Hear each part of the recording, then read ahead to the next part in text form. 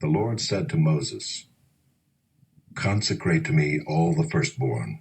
Whatever is the first to open the womb among the people of Israel, both of man and of beast, is mine." Then Moses said to the people, "Remember this day in which you came out from Egypt, out of the house of slavery, for by a strong hand the Lord brought you out from this place. No leavened bread shall be eaten.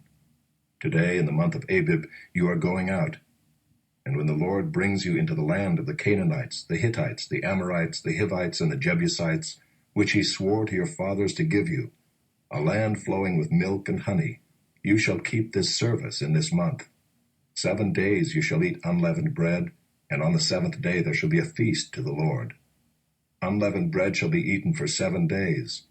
No leavened bread shall be seen with you, and no leaven shall be seen with you in all your territory. You shall tell your son on that day, 'It is because of what the Lord did for me when I came out of Egypt.' And it shall be to you as a sign on your hand, and as a memorial between your eyes, that the law of the Lord may be in your mouth. For with a strong hand the Lord has brought you out of Egypt. You shall therefore keep this statute at its appointed time from year to year. When the Lord brings you into the land of the Canaanites, as he swore to you and your fathers, and shall give it to you, you shall set apart to the Lord all that first opens the womb. All the firstborn of your animals that are males shall be the Lord's. Every firstborn of a donkey you shall redeem with a lamb, or if you will not redeem it, you shall break its neck. Every firstborn of man among your sons you shall redeem. And when in time to come your son asks you, 'What does this mean?' you shall say to him, 'By a strong hand the Lord brought us out of Egypt from the house of slavery. For when Pharaoh stubbornly refused to let us go, the Lord killed all the firstborn in the land of Egypt, both the firstborn of man and the firstborn of animals. Therefore I sacrifice to the Lord all the males that first open the womb, but all the firstborn of my sons I redeem. It shall be as a mark on your hand or frontlets between your eyes, for by a strong hand the Lord brought us out of Egypt." When Pharaoh let the people go, God did not lead them by way of the land of the Philistines, although that was near. For God said, "Lest the people change their minds when they see war and return to Egypt." But God led the people around by the way of the wilderness toward the Red Sea, and the people of Israel went up out of the land of Egypt equipped for battle. Moses took the bones of Joseph with him, for Joseph had made the sons of Israel solemnly swear, saying, "God will surely visit you, and you shall carry up my bones with you from here." And they moved on from Succoth and encamped at Etham on the edge of the wilderness. And the Lord went before them by day in a pillar of cloud to lead them along the way, and by night in a pillar of fire to give them light, that they might travel by day and by night. The pillar of cloud by day and the pillar of fire by night did not depart from before the people.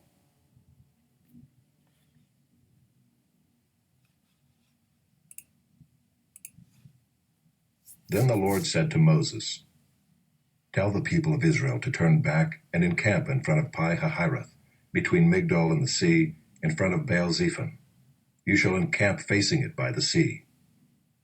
For Pharaoh will say of the people of Israel, 'They are wandering in the land, the wilderness has shut them in.' And I will harden Pharaoh's heart, and he will pursue them.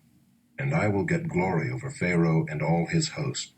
And the Egyptians shall know that I am the Lord." And they did so. When the king of Egypt was told that the people had fled, the mind of Pharaoh and his servants was changed toward the people, and they said, "What is this we have done, that we have let Israel go from serving us?" So he made ready his chariot and took his army with him, and took 600 chosen chariots and all the other chariots of Egypt with officers over all of them. And the Lord hardened the heart of Pharaoh king of Egypt, and he pursued the people of Israel, while the people of Israel were going out defiantly. The Egyptians pursued them, all Pharaoh's horses and chariots, and his horsemen and his army, and overtook them encamped at the sea, by Pi-hahiroth in front of Baal-zephon. When Pharaoh drew near, the people of Israel lifted up their eyes, and behold, the Egyptians were marching after them, and they feared greatly. And the people of Israel cried out to the Lord. They said to Moses, "Is it because there are no graves in Egypt that you have taken us away to die in the wilderness? What have you done to us in bringing us out of Egypt? Is not this what we said to you in Egypt? Leave us alone that we may serve the Egyptians? For it would have been better for us to serve the Egyptians than to die in the wilderness. And Moses said to the people, Fear not, stand firm, and see the salvation of the Lord, which he will work for you today.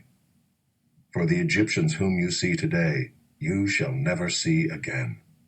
The Lord will fight for you, and you have only to be silent.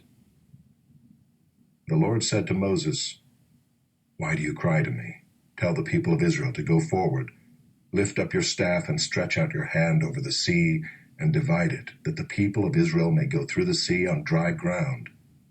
And I will harden the hearts of the Egyptians, so that they shall go in after them, and I will get glory over Pharaoh and all his host, his chariots and his horsemen.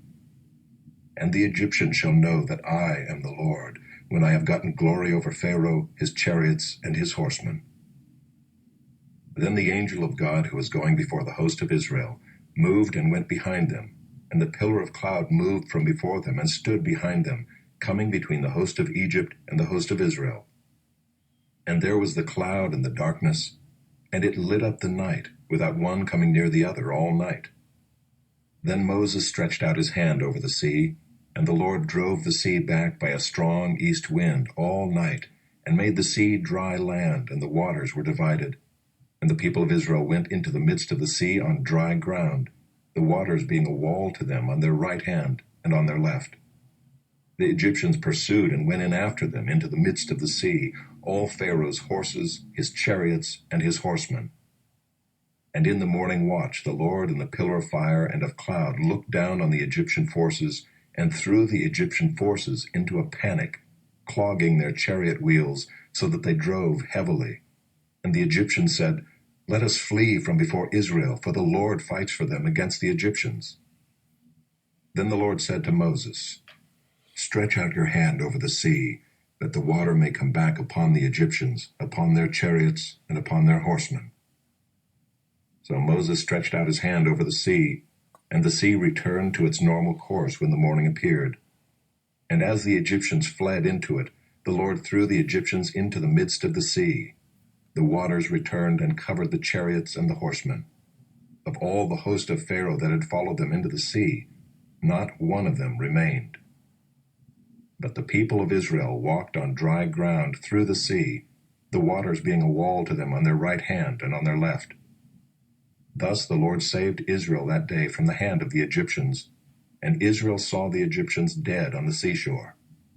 Israel saw the great power that the Lord used against the Egyptians, so the people feared the Lord, and they believed in the Lord and in his servant Moses.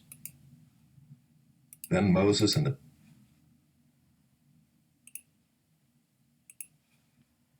Maskil of David.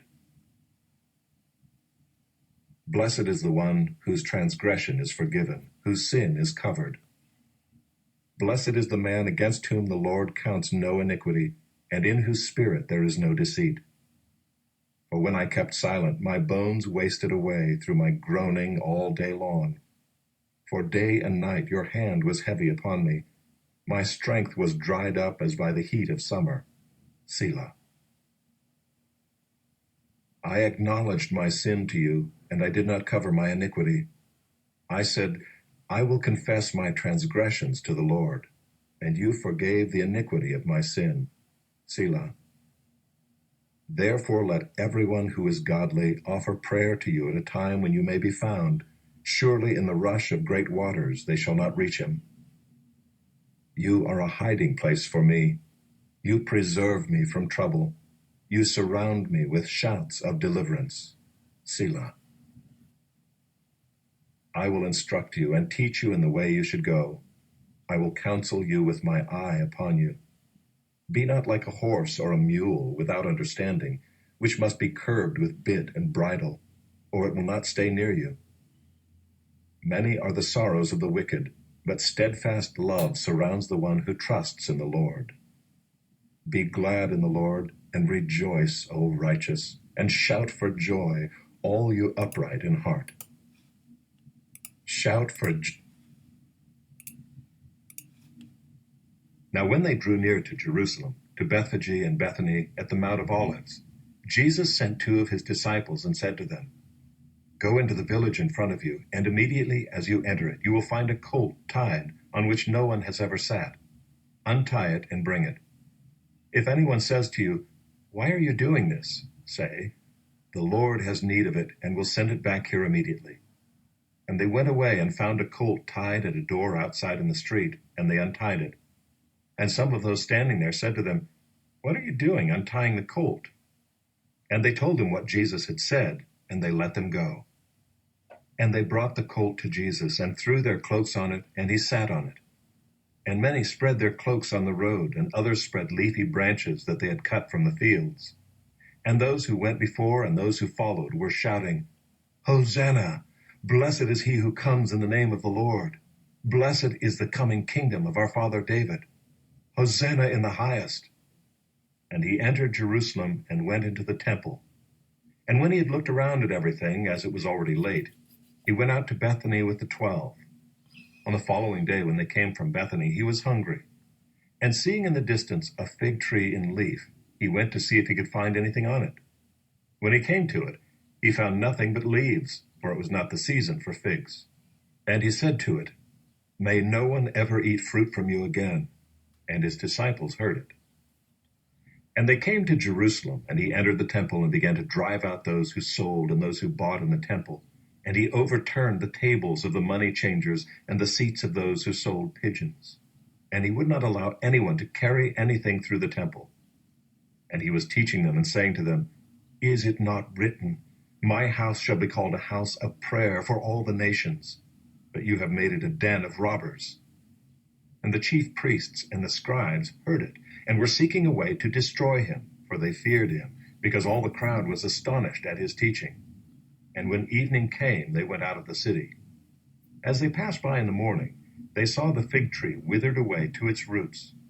And Peter remembered and said to him, "Rabbi, look, the fig tree that you cursed has withered." And Jesus answered them, "Have faith in God. Truly I say to you, whoever says to this mountain, 'Be taken up and thrown into the sea,' and does not doubt in his heart, but believes that what he says will come to pass, it will be done for him. Therefore I tell you, whatever you ask in prayer, believe that you have received it, and it will be yours. And whenever you stand praying, forgive if you have anything against anyone, so that your Father also who is in heaven may forgive you your trespasses." And they came again to Jerusalem, and as he was walking in the temple, the chief priests and the scribes and the elders came to him, and they said to him, "By what authority are you doing these things, or who gave you this authority to do them?" Jesus said to them, "I will ask you one question. Answer me, and I will tell you by what authority I do these things. Was the baptism of John from heaven or from man? Answer me." And they discussed it with one another, saying, "If we say from heaven, he will say, 'Why then did you not believe him?' But shall we say from man?" They were afraid of the people, for they all held that John really was a prophet. So they answered Jesus, "We do not know." And Jesus said to them, "Neither will I tell you by what authority I do these things."